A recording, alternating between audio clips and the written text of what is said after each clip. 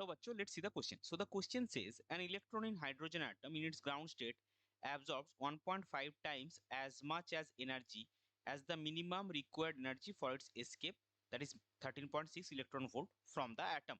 Thus, the kinetic energy given to emitted electron is option A 13.6 electron volt, option B 20.4 electron volt, option C 34 electron volt and option D 6.8 electron volt. तो देखिए इस question में क्या बोला गया है कि एक इलेक्ट्रॉन को अगर आप एटम से निकालना चाहेंगे तो उसके लिए आपको 13.6 ग्राउंड स्टेट में 13.6 इलेक्ट्रॉन वोल्ट एनर्जी चाहिए और इलेक्ट्रॉन क्या कर रहा है उसका 1.5 टाइम्स एनर्जी एब्जॉर्ब कर रहा है और फिर हमको निकालना है उसका काइनेटिक एनर्जी, जो इलेक्ट्रॉन इमिट हो गया उसका काइनेटिक एनर्जी क्या है। तो चलिए सबसे पहले देखते हैं इस क्वेश्चन का की कॉन्सेप्ट क्या है। सो इस क्वेश्चन का की कॉन्सेप्ट है फोटो इलेक्ट्रिक इफेक्ट। इसमें क्या होता है, आपने एक इलेक्ट्रॉन को कुछ अमाउंट ऑफ एनर्जी दिया है, उसमें से जो टोटल एनर्जी आपने दिया है उसमें से कुछ रिक्वायर होता है उस इलेक्ट्रॉन को ग्राउंड एटम से एस्केप करने के लिए इन इट्स ग्राउंड स्टेट, और बाकी जो एनर्जी बचता है वो क्या होता है काइनेटिक एनर्जी में कन्वर्ट होता है। तो यहाँ पे हमको ये सबसे पहले निकालना है गिवन एनर्जी क्या होता है।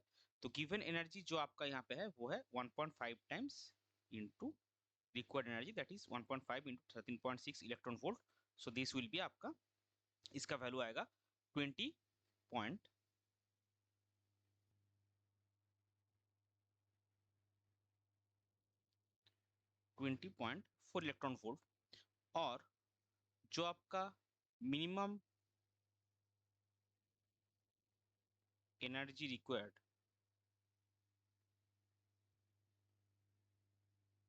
ये आपका है 13.6 इलेक्ट्रॉन वोल्ट।